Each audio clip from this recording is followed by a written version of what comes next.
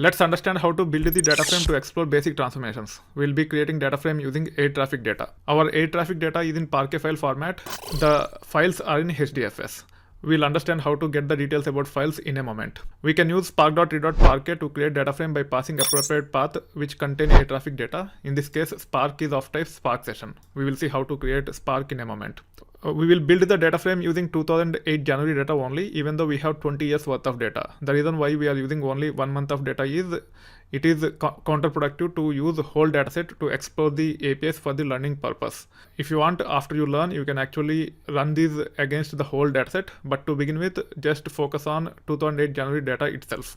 We'll also preview schema as well as data using basic data frame functions to begin with. Then we'll actually see the details about the functions as part of the subsequent topics to cover details about basic transformations such as filtering, aggregations, sorting, etc. Let's start the Spark session. It will take care of creating an object called as Spark, which is of type Spark session. Spark exposes a bunch of APIs to read the files under an attribute called as read. It contains an attribute called as read. It exposes all the APIs related to reading data from the files. One of the API is nothing but Parquet. As our data is of Parquet file format, we should be able to use spark.read.parquet like this to read the data from the file into the data frame. However, first let's review the files. The files are in HDFS. Our cluster is integrated with Hadoop, and hence we should be able to access the files using HDFS commands as well. This is nothing but a shell command where we are passing the location which contain 2008 January files. If you run this, it will actually give the details about this folder. The folder contains one file, and that file is of type Parquet file format. Now I am using this location and creating a variable of type string. The variable name is nothing but air traffic underscore path. I can run this. Now the variable is created. We can pass this variable which contain the path of the files, and we should be able to invoke spark.read.parquet using this as argument.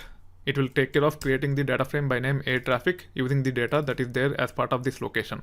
Now you should be able to print the schema by using print schema function. You can see all the columns that are there as part of this data frame. You should be able to preview the data by using select like this. So in this case, I am only selecting 3 fields: year, month, and day of month. As we are dealing with 2008 January data, we should be seeing 31 dates. To get those 31 dates, we can use distinct like this after selecting these 3 fields. Then we should be able to preview. By default, it will show 20 records. You can see the 20 records here.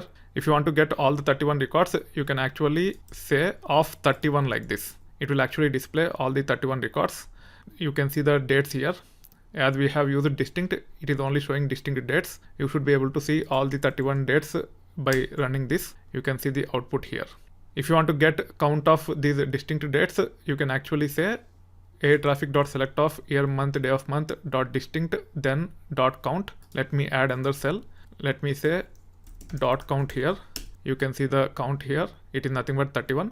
To get the overall count of the data frame air traffic, you should be able to use a function called as count. If you run this, you should be able to see the total count in this data frame.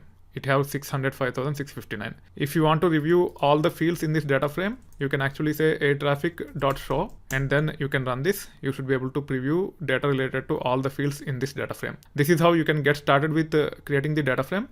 We'll be using this data frame in subsequent topics as part of the sectional module to explore all the basic transformations such as filtering, aggregation, sorting, etc.